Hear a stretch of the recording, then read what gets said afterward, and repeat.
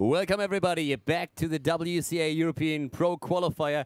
We had an amazing game just in the last match between Alternate Fancy and Gamers2 in that base race at the end. Sylvanas and Abatha were trying to make it happen, but the monstrosity just not strong enough. The War Chief came through for Alternate Fancy, and now they find themselves in the winners match. But despite what I said before we went into the break, we actually see the losers match first, so we will have to wait a bit longer before we see Team Liquid going up against Alternate Fancy. We are going into the Evil Murkies against Gamers2.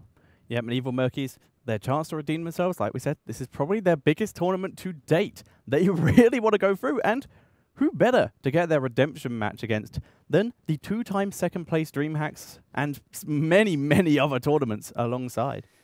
For Gamers2, I mean, like in this case, I really feel that the last match, I don't want, to be honest, they were like winning just that thinking entire about game. what was going on in their team speak. They played great there. They were lacking just a bit of team fight capability in the last one, but the whole idea that they had going into this match was really just quite obvious once the game started. They moved around their opponents, they took down structures, they made always sure that they weren't like suddenly tangled up in a big team fight. Yeah. Every single time they went for a fort, they went for a keep, they went for the heart, forced the opponents back, tried to just evade fights, lost the hero every now and then, but they still got such a huge experience lead. And with 20 versus 19, they did such a great job, so that was really well done there. But yeah, that was very impressive play. And if they can do that again and don't tilt, what do you think? I feel like they really have a good chance of going up into the consolation match. I definitely think they can. They played so well. Like I said, the only reason that strategy went wrong, where they were doing that incredible roaming, is because they did exactly what they had been doing all game when they went to the temple, only this time, Alternate Fancy were a little bit quicker with their B back. They ran to the bottom temple and then immediately B before they even got there. And they were there just in time to get that little pickup, and that's when they actually got momentum to start coming back. And since when they had that, they seized it and just pushed all the way. It shows once again that one of the things that we have in Heroes of the Storm is that everything that you do before you hit level 20 or before your opponent hits level 20, you need to get a huge advantage. And Gamers2 was exactly trying to do that. They already took 2 of the keeps down, which was gigantic for them. But once your opponent hits level 20, you always fight on eye level with them. You always find under the exact same conditions. You have the same talents here. And that was the one fight where Alternate Fancy turned it around. We are heading into another quick break, though. Apparently, the teams need a bit more time to set everything up. So right now, we're going to have another like 5-minute break. When we are back, we will have the players ready. Keep in mind that from now on, we're going to see best of 3 series here. So we will have the draft ready once that we come back. So guys, get yourself some snacks, get yourself something to drink, and make sure that you get ready because we still have 3 best of 3s coming your way, and there will be amazing matches. The first one to kick it off is going to be the Evil Murkies against Gamers2. After that, we're of course going to see the winners match where Alternate Fancy now has to take on Team Liquid, and then we're going to have the last best of 3 of the day later on to decide who's going to take that second spot out of Group A at Gamescom. So guys, stay tuned and we'll be back in just a few.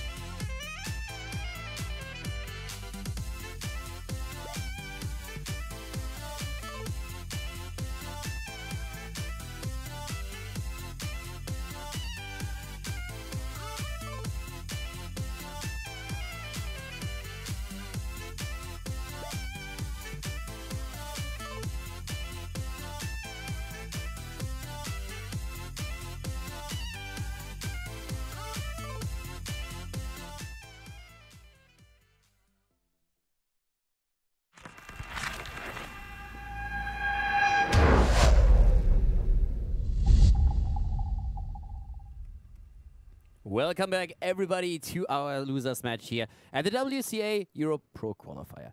We have now Gamers2 going up against the Evil Monkeys, against Imaginary Gaming, but the team, not the players, but the organization disbanded, and therefore they renamed themselves, but they still participate here in the tournament. We're going to see the best of three series coming up in just a second here.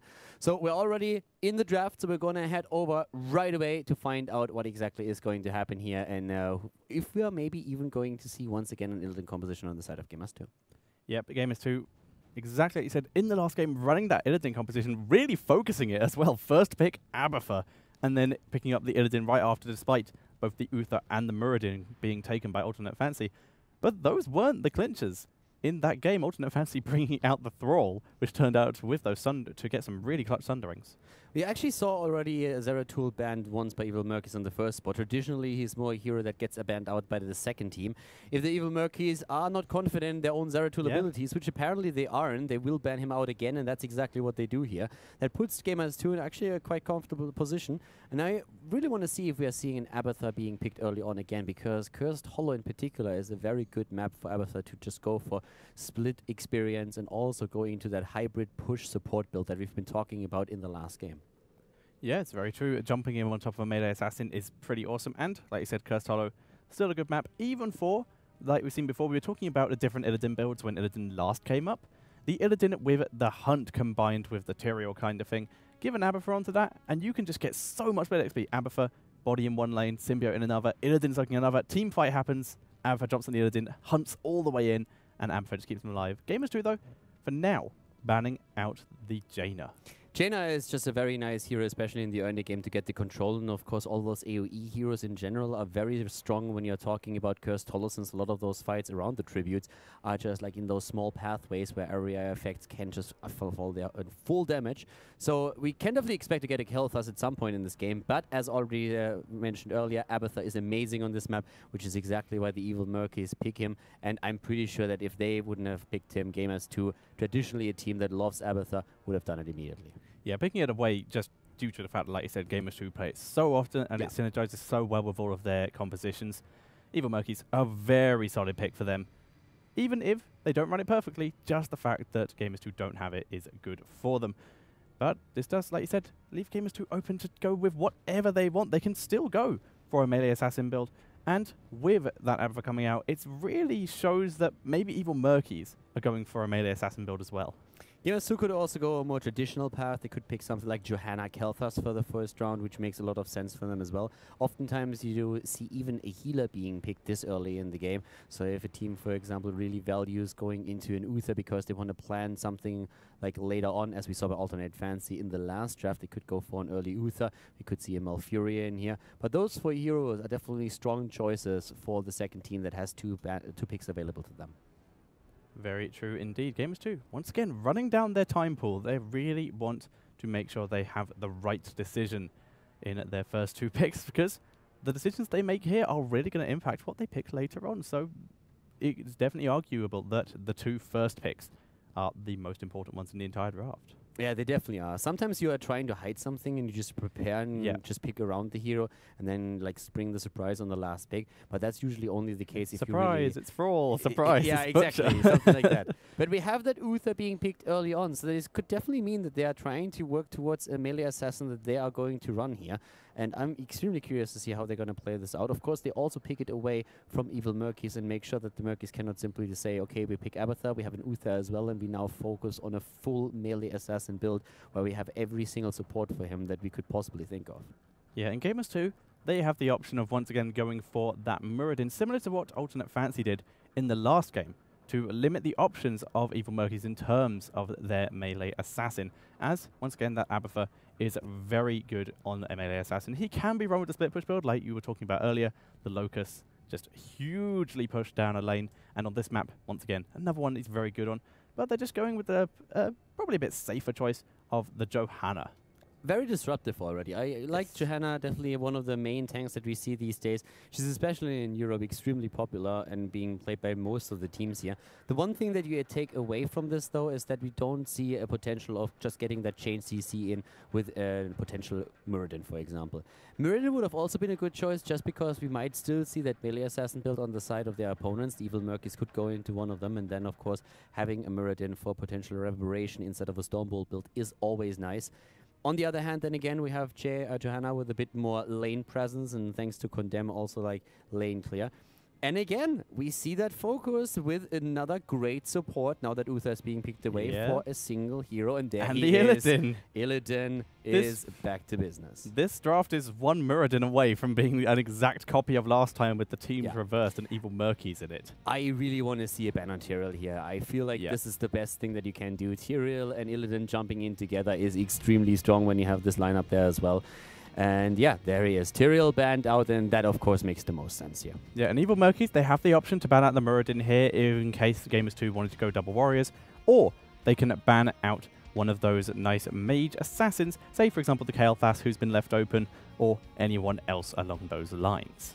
Yeah, right now, what you actually said like makes a lot of sense. Like banning something like damage out Kael'thas, but like in general, there's so much that they can go. Zagara, great vision on the map, has the opportunity to also help them out with the more in those clutch fights. We have, as you mentioned, the Kael'thas. There's another opportunity to go into a Nazebo. So all of these damage heroes is something that they can take. But they can also just think about what could really screw with our build here? What could really just... What threatens Illidan? What do we have to take away from Apparently Thrall, but I think it's more likely that they're going to be banning out the Muradin, if I had to make a kind of guess. A Muradin, maybe even some kind of... sometimes we even see like a Tyrande being played with this, but as I said earlier, normally in that case, if a team really was thinking about picking Tyrande, you would have seen more a Muradin instead of a Johanna, but Johanna Muradin is like an absolutely scary front line. You need to put some damage behind that if you really want to make that work, but Evil Murkies could definitely say, hey, listen, Muradin would give them another stun. It would also give them an opportunity to go into Reveration, so let's just pick that away for now. Then again, they are going to struggle with their own tank then. Yeah, I was about to say, the issue with that is they're banning out a tank when they don't already have one, and Gamers2, as we saw in the last game, have an Uther. So potential for a melee assassin of their own. So if Evil Murkies banned out the Muradin, they wouldn't have that kind of melee assassin counter that they would like if, say, a Butcher Tyrande came in, which is still a lot of potential to see those two come in. Yeah, and you know, at this point, we're having them... They're running it down. It's a tough decision. Exactly. The Murkies are really thinking about, okay, what do we ban out here? Do we really start with the damage? Do we ban out the Muradin? What else could we ban out? Zagara. They ban the Zagara. I think a safe choice. They really wanted to keep Muradin for themselves. Gamers2, they've given Gamers2 the option to pick it for that double warrior comp, but on the odds that Gamers2 don't pick it and they greed their own thing, like, say, the Butcher Tyrande, then that leaves it open for Evil Murkies. There's the Kael'thas, though, for Gamers2. I could have seen a ban on the Kael'thas as well, but Zagara gives the additional vision that you have, and Zagara is also a hero that gives you, on top of that, even a more where you can start with that setup. In this case right now, we're not only seeing the Kael'thas, we're seeing it in a Nuburak, so it's still that double tank lineup, but without the Muradin, which, to be honest, surprises me quite a bit, because Muradin just has that reverberation, and if you know that your opponent is heavily focusing on Illidan doing the damage, reverberation is just a great talent to have, and Muradin in general, an absolutely amazing hero to have at the front line. Yeah, I guess so. It is a bit weird that they leave that open when, like you said, they're going for that double tank. But we'll have to see, because they still have one more pick, and maybe they just want that kind of all-in dive comp with they're going for another melee assassin. Like maybe going with the Na'Vi style of running Butcher without the Tyrande, or even running the Kerrigan, and the kind of stun lock you can get from a Nuburak double stun into Kerrigan is insane. Evil Murkies, 100% in on this. Pick up the Muradin, pretty much their only viable option left, as other than maybe the Arthas. Yeah, Arthas might have been a choice, but normally Muradin is prioritized much higher in the European meta at this point. So seeing the Muradin is not really a surprise, but then again, we come down to the question, what are they going to run with this? They need a ranged. You know, like, if they had 6 heroes instead of 5, I would definitely say that's a Tyrande pick right there in the making. But of course, if you only go for Tyrande, you don't really have all that range damage that you really want. Full damage, seasoned marksman, lanes for 3 hours. What do you think about a Vala here? I think Vala or Valstead are pretty much their only choice. They don't have the kind of burst comp that they would be going with if they that they would want with Falstad. Actually, Nazibo as well, but if he gets caught with a Flame Strike, then that's going to be serious, pretty much insta-death. There is the Valor, a much safer choice. Has the Vault to dodge Flame Strikes, a lot of consistent damage over time. Not amazing against the two warriors, but with those frost shots, really counters that hard engage you get from them. I would not be surprised. Like, Vala has like a couple of choices here actually when it comes down to the build. First of all, we could see that one of those multi-shot hybrids again, but I could even see an auto attack build here because in this case we have Giant Killer, exactly. And if you run a double warrior setup like the one that we're currently seeing for Gamers 2, of course, then again, if she goes into Giant Killer, I would think on 16 we're going to see some imposing presence. So I'm not quite sure if they would really decide to go into an auto attack, but it is an option for them. Imposing presence versus auto attack Valor and Illidan would seriously cause problems. So it's probably going to be a hybrid. More likely going to be like a hybrid, like you said, multi-shot, maybe frost shots to really slow down those warriors. Maybe, depending on what this last pick of Gamers 2, if it's something a bit more divey, like their two warriors are suggesting, a Hungering Arrow build just for the safety. Puncturing, you mean? Puncturing Arrow, yes. Yeah, Hungering Arrow is the talent. I actually think like going for Puncturing Arrow on level 4, picking even the Repeating Arrow on level 7, that would give them a maximum amount of damage because they have the support. They have an Abathur that can always come to Vala's rescue, and then also the Rhaegar. We have Falstad now taken for Gamers 2. Okay. The one thing that Falstad definitely gives Gamers 2 in this case is a bit of additional sustainable damage, like damage with the auto attacks, but also the burst thanks to the heroic ability. A little bit of tick, a little bit of boom. Yeah. Another hero, again, that we've been talking about quite a lot is, of course, Nazeebo. The problem that you have here if you play Nazeebo together with Kel'Thas is that both of these just dish out a lot of damage that is heavily reliant on their cooldowns. And in the case of course, Kel'Thas, that can be quite annoying, even especially before you hit level 16. Nazeebo has a lot of damage, puts very high numbers on the board, but oftentimes is not really as targeted as going into, in this case, of course, for example, the Falstad that they just chose. Another big advantage of the Falstad is the global mobility. Yes, exactly. And on this map, one of the bigger maps, once again, like we said before, really nice at just soaking XP. It's the same situation you get with an Illidan with the Hunt, or even the Lost Vikings or an Abathur kind of thing, that you can just sit in the lane for a while. And Abathur, he can just stay there and just symbiote into a fight. Falstad, he does have to fly in. It's one of the slowest travels from lane to lane, but he's still gaining XP where you otherwise would not be. Exactly, and with Falstad, of course, that burst in those fights is also going to be quite important for them, especially if they want to lock somebody down there. Falstad is definitely one of those heroes that can help you out a lot in this. And also, he's one that is going to put a lot of pressure onto an Abathur. If Abathur is hiding, let's say, at the bot lane while the tribute is up at the top, and Falstad actually did not have to fly in, he can fly down and suddenly just say, like, I know exactly where you are, Abathur. There's only one bush down there, and you are sitting right there trying to soak experience.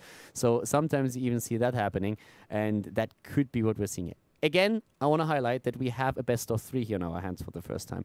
We are in the losers match, meaning that whoever loses here is out of the group already, and the winner will advance to play the loser of the winners match in the consolation match. Might sound a little bit complicated, guys, but don't worry about it. If you go to WCA-Europe.com, then you can check out all about it. You can see the groups, and you will see exactly how it works. If you're currently watching here on Twitch, well, which you obviously are, you can simply like go in the chat and hit the exclamation mark bracket. The bot is going to help you out with a quick link if you're a bit too lazy to type all that up into your browser, and then you can see how exactly the groups work.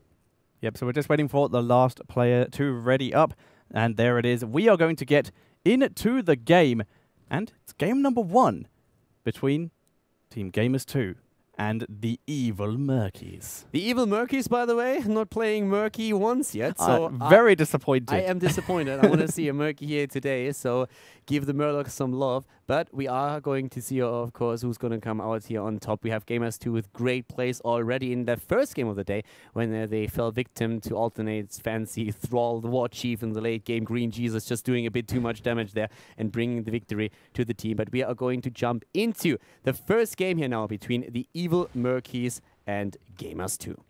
And in this case now, starting to the left side of the map, we have the Evil Murkies. They are playing here with Tic Tac on Meriden. We have Q on Abathur, Lysfok on Vala, Narcisse on Rhaegar, and Arcane on Illidan. The Illidan composition again with an Abathur and also, of course, a Rhaegar to help out here. To the right side of the map, their opponents, the Polish team with Nika on Falstad, Pacek on Kel'Thas, Shihu again on the tank. He's playing an Ubarak here, but Yuva on another tank. They play a dual tank setup with Johanna and an Ubarak. And of course, Leo from Poland is currently playing Uther. Yep, and talent-wise, we have 2 talents yet to be selected from Anubarak and Uther. There we go. There is the Regen Master coming in from Anubarak.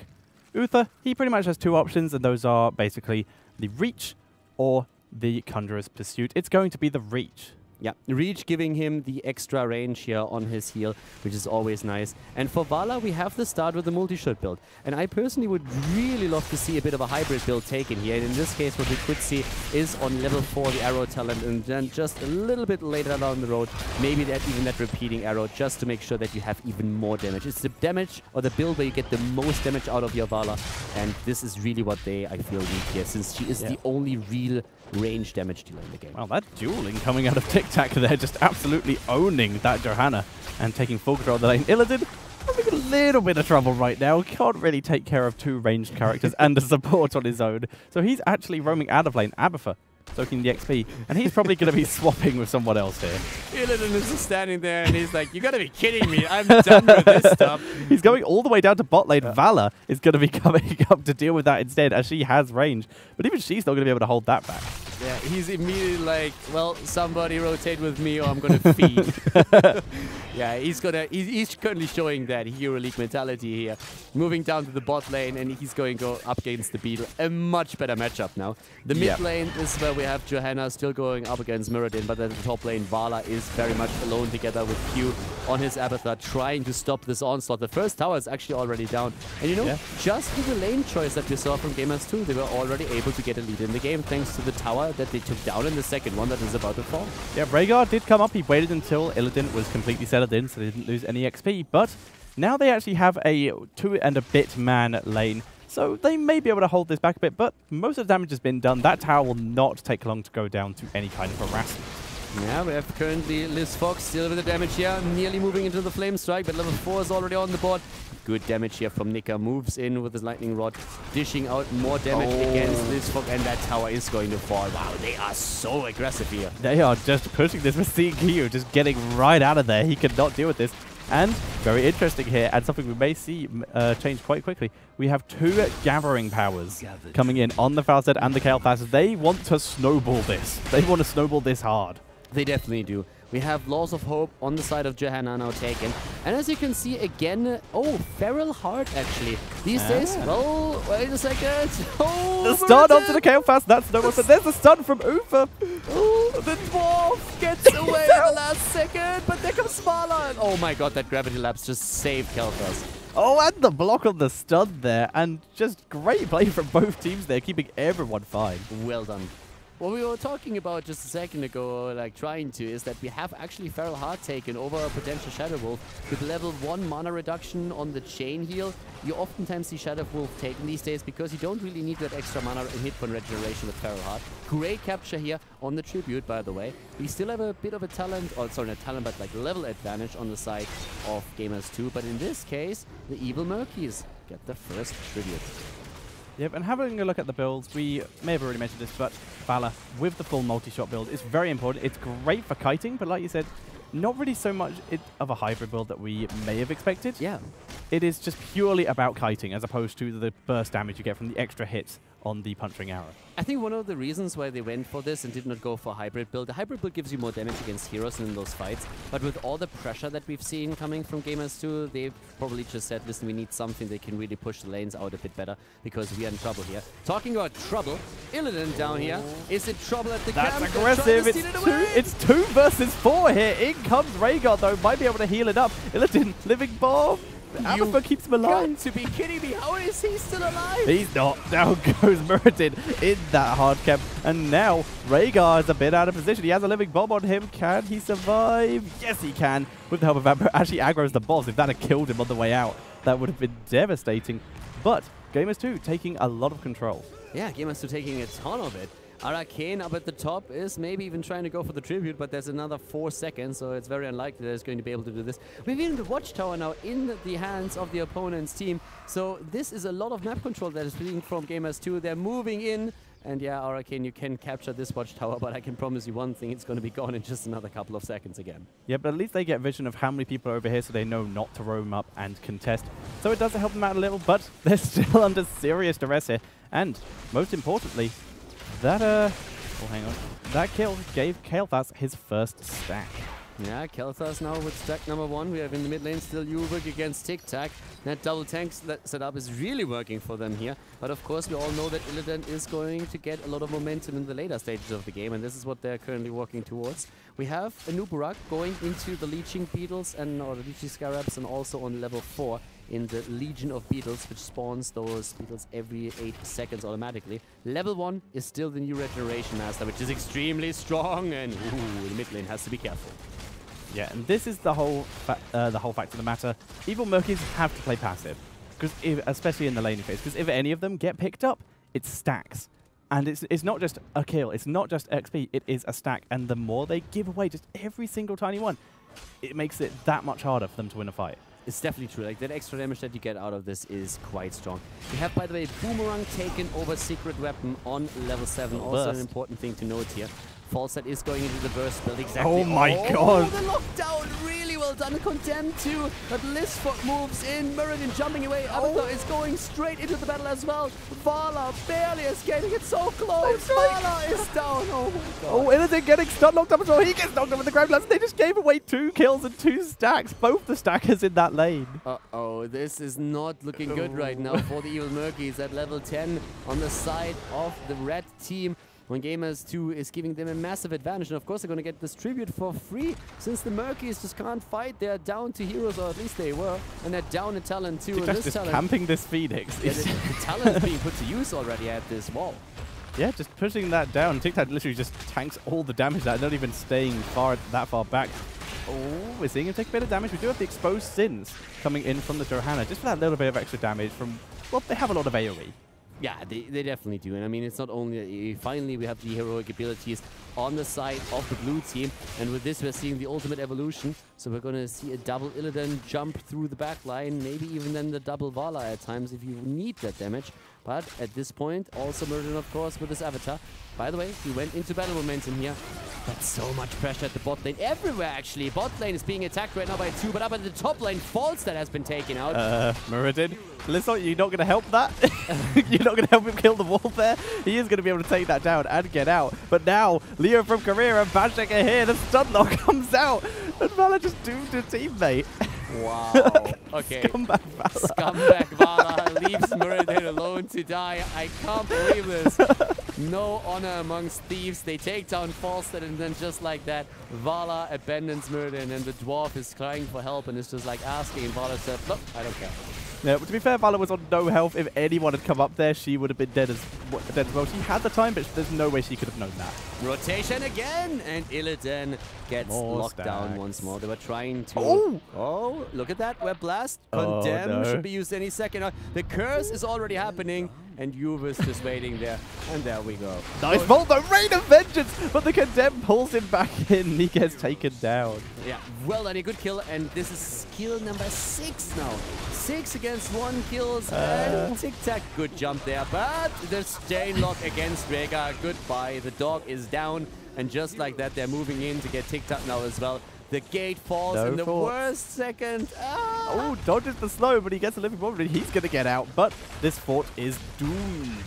He definitely is. I mean, the curse is still there. Avatar is doing what he can, soaking experience up at the top lane, but they already lost this fort as well, so 1 fort down at the top, another one down at the bot lane. They are just going in, taking wave after wave. They have a level 13 talent right now, 7 kills against 1, and Gamers2 is far, far ahead.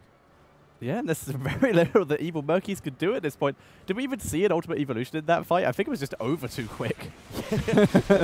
Tries to kick Illidan. Run, Illidan is down. Tries to copy Vala. Vala's down. Avatar and Avatar.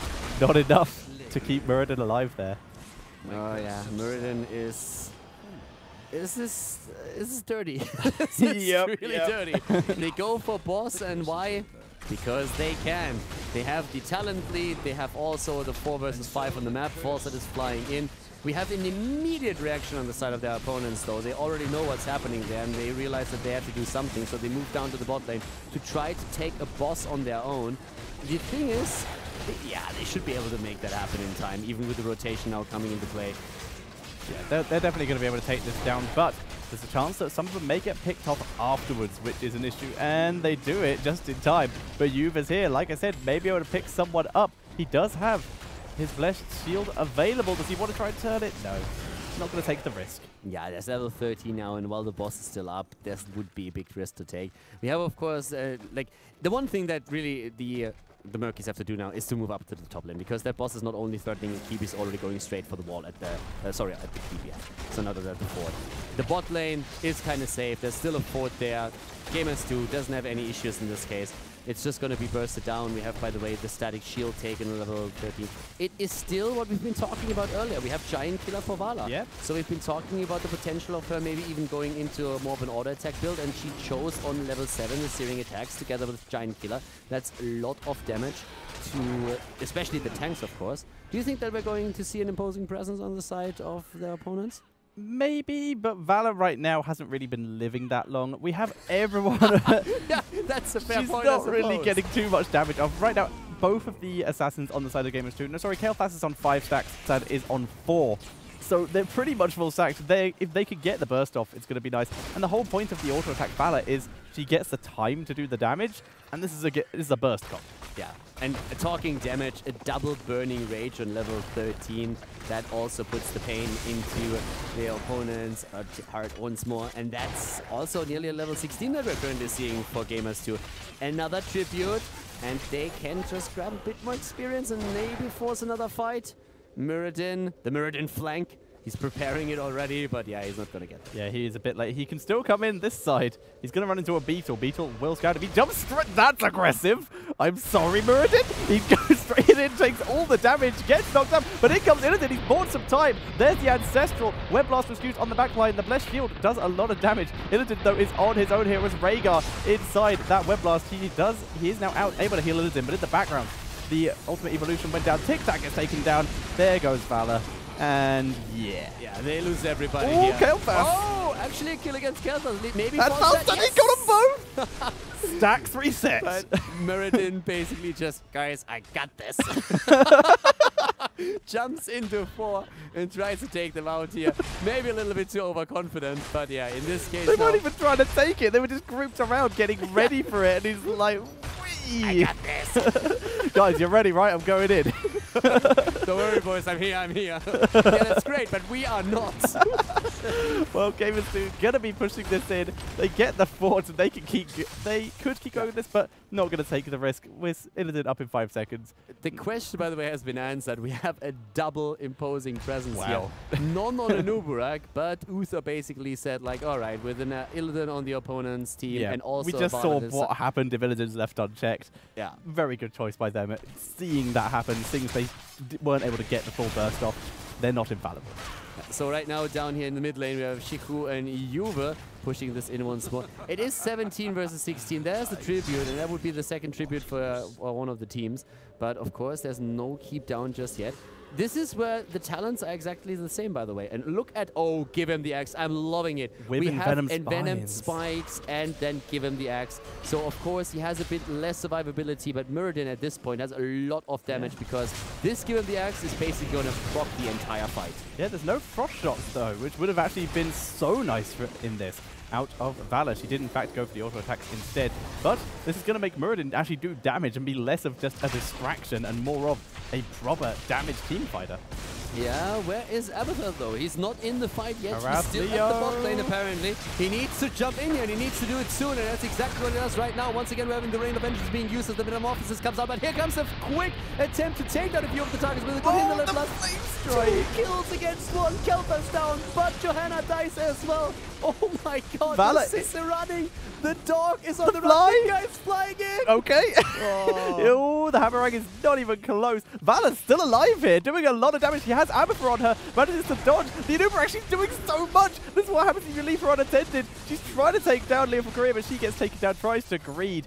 And now we're seeing Rhaegar run for his life. Oh, Shiro missing that stun. He went for a quick burrow charge there, but he missed that, and that gave Vala an opportunity to maybe even get a kill. But as you can see here, once again, a victory for Gamers2. Muradin not really doing as much damage as he was hoping for in this fight, at least that is. The bot lane is being pushed though. Abathur is really trying to do something about it now. He went for a full support build here. No push, no hybrid. And yeah, in this case now, again, that level lead that we're seeing for Gamers2, but they need to take down a structure. They need to start to go for those keeps. Yeah, they need to try something. Gamers2, they will be taking their boss here, and there is, well, the only response that the Evil Murkies have is to take their own boss at the bottom of the map. But they started this a little bit late this time, and they have less people. There may be a chance for Gamers2 this time to contest it, and there's a tribute down there. How far are Evil Murkies? They're all, no, maybe Stun and Illidan. They're all here now, but they have to stick around this area. Nice vault there, dodging the route from the boss. They do grab it, but Gamers2 are here, and they want to fight because they're ahead. There is a tribute available, and they want this because this tribute will give them the curse. And they are moving in right now. Arcane is trying to get it. They know they have to fight for this one. Listfork is taking the damage from Kel'Thas. Tic-Tac is way far out here once again. And they're trying to go for Illidan, aren't they? Punish is missing on the other hand. But up at the top, we have Falstad already pushing Muradin back. In comes Abathur. He can go for the Venom Spikes. They have given the ice. And he jumps in again. Boys, I got this. In the middle of things, right there's the Phoenix. And the Flame Strike Hinterland Blast comes through. The damage against Muradin. And he's still getting out of there. We're seeing in the backline the clone of Illidan trying to take down the Falstad, but Divine Shield will keep him alive. There's the heals, and we're seeing Murkies still hanging around this area. They're not done, despite it being a 5 versus 3 in the Abathur. Oh no, Muradin taking a lot of damage, gets his slowdown, but there's the knockup from Manubarak. The chase continues, but Valor's here now, just continues to turn around, do the damage. Flame Strike lands on Muradin, and he gets taken down. There's the tributes for Gamers2, and a curse. The curse once again, and the boss already taking down the top keep. They can move down to the bottom now. They have their 20s as well with an indestructible hardened shield, one Bolt of the Storm, and they are going straight for the jugular here.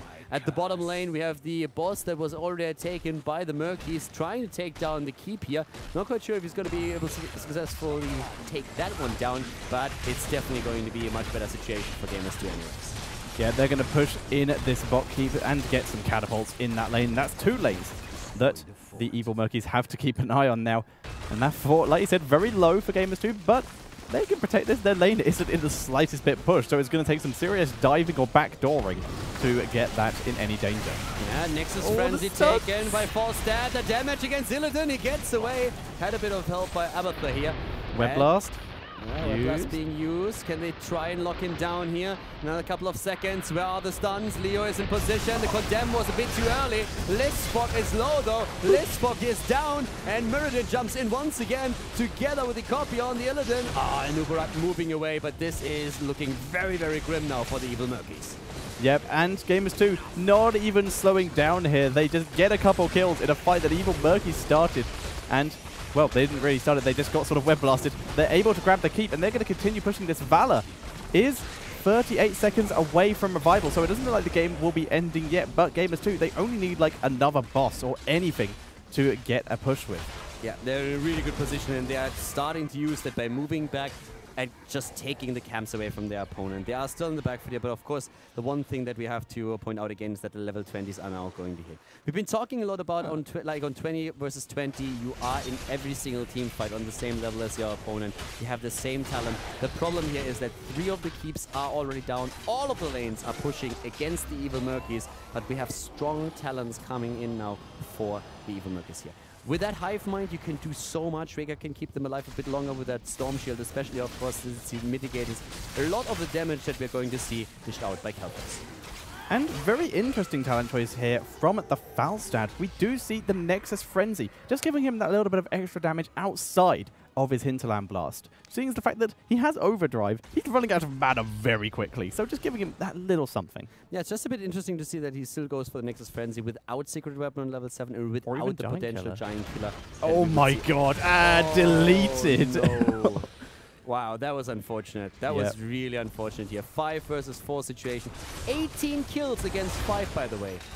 Wow, Gamers2 have just been controlling this match from the start, looking very, very nice here. They're actually going to push in top here with that one-man advantage. Illidan was a huge part of the composition for the Evil Murkies. Not much that they could do to defend this. We're just seeing Gamers2 harassed from outside core range. They're not going to dive it. They're waiting for Evil Murkies to make a mistake and for those flame strikes to land. There it does land on the Valor. She's going to have to go. Oh, they're engaging to the Muradin here. Yeah, they go for the Muradin. They're trying to snipe him down. That was a bad place to jump. Oh, the blink in the last second, but Muradin is dead again, and this should conclude it. This is going to be it, ladies and gentlemen. Once again, we have a quick attempt by Listful to maybe dish out enough damage to stop them from taking down the core, but it's not going to happen. This is Gamers2 with the first map in this best-of-3 series, taking the game on Cursed Hollow. Super well played by them there, and Gamers2 controlling that game from the beginning, but it's that situation of, yeah, they're winning, but we're over 20, there's a chance we come back, and then someone gets caught out, and that's it. Exactly. It's a 5 versus 4. You're already on the side of your opponent, like very, very close to their core, so you can move in and take that down, and that is exactly what Gamers2 did here.